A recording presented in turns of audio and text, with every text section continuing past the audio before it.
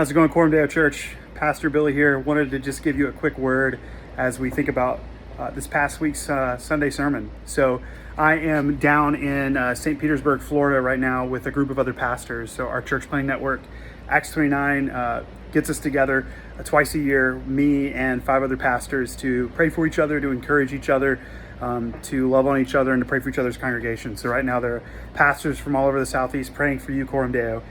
As I think back to this last Sunday sermon, I think about a story I shared, an analogy really, where we talked about the idea that the ungrateful heart is a lot like a science experiment I saw. So there's this idea that if you handed me a bowl of sand and said, hey, in this bowl of sand, there's actually iron, and I started fumbling through it with my finger, I'm not actually going to be able to see that iron, but if I took a magnet and went over it and pulled that content out.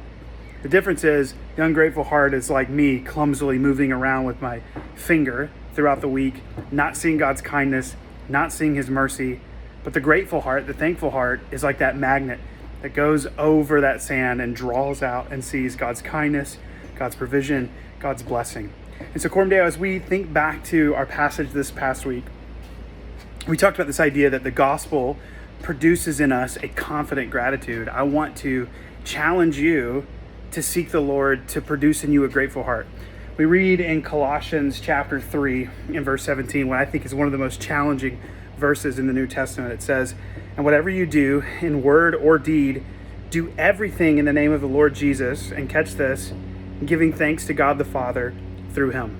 So this week, as we look back and as we think back to Paul's just overwhelming gratitude to the Lord for the Philippian church, for his provision, even as he's in jail, and as we look at his challenge to us in the book of Colossians, would we be a people who sweep over our days, who sweep over our weeks with grateful hearts? Would we see the ways that God has provided for us, the ways that he has blessed us, and would we rejoice in that?